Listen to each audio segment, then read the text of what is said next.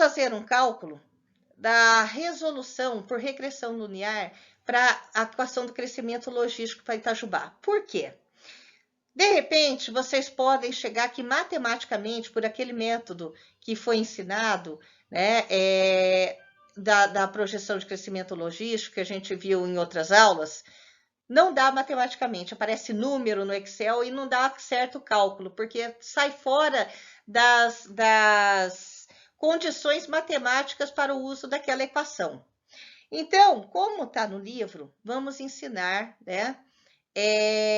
Vamos ensinar como que a gente pode fazer a resolução pelo método dos mínimos quadrados. E nesse daí, quanto mais a gente tiver dados, até é mais interessante, não só 3, né?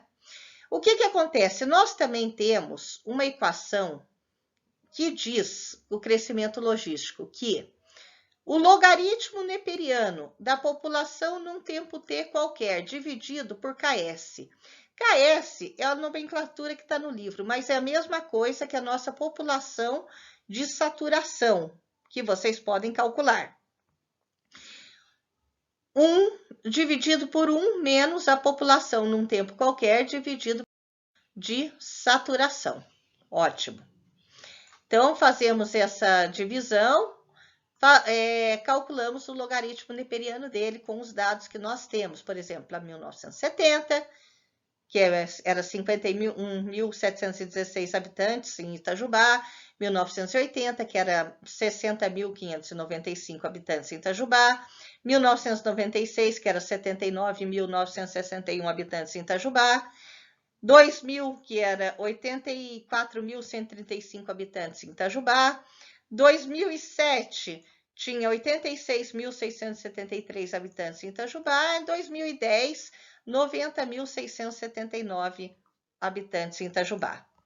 Com esses valores, eu tenho a população em 1970, é 51.716.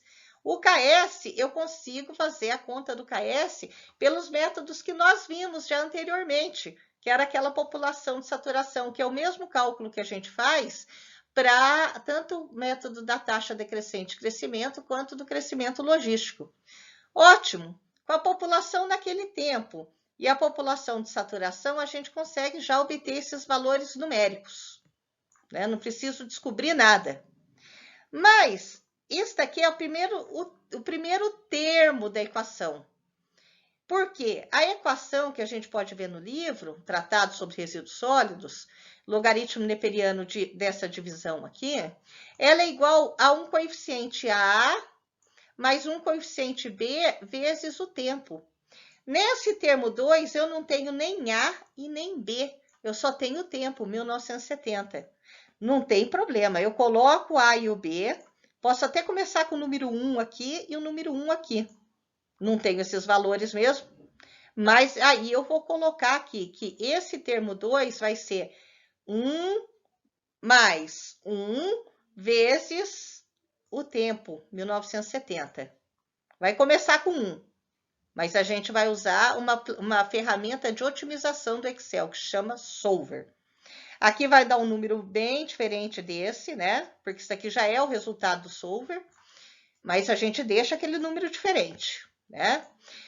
Aí, o que eu vou fazer? O método dos mínimos quadrados. Eu vou fazer esse termo menos esse termo elevado ao quadrado.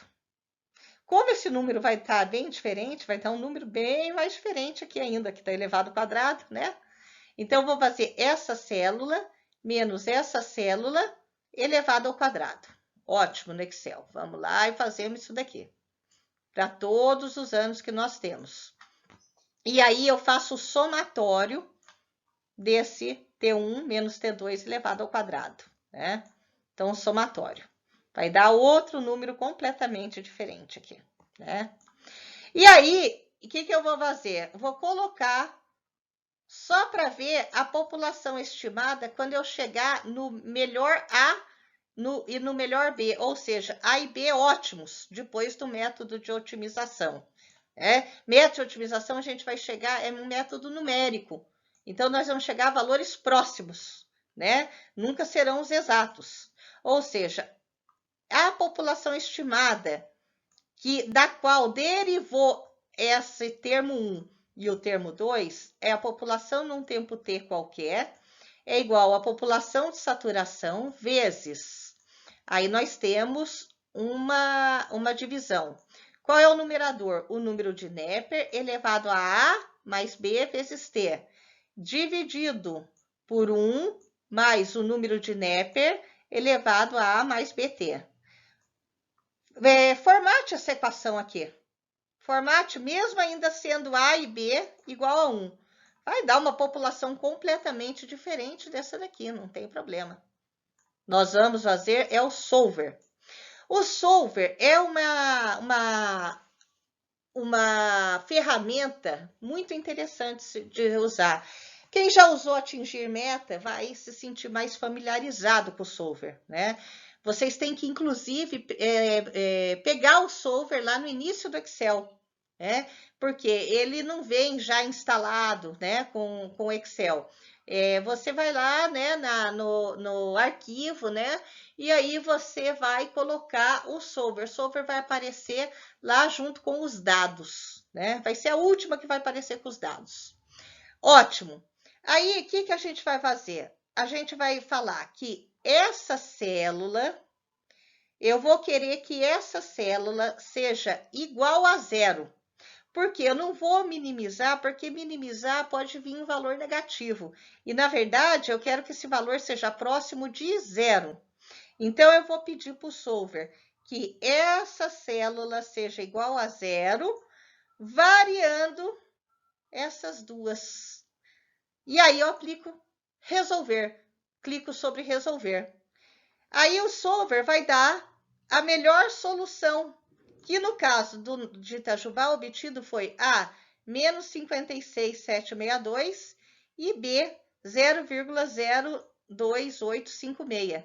Aí a gente pode ver que os valores já mudaram aqui nessa célula e os valores ficaram próximos do estimado para aqueles que foram contados. Aí é só eu clicar dali em diante para baixo, para 2010, até 2020 e até 2040. Então, esse daí é um método que não dá errado, né? No caso de vocês precisarem utilizar porque não caiu no limite matemático daquelas fórmulas que nós passamos na aula anterior. Bom,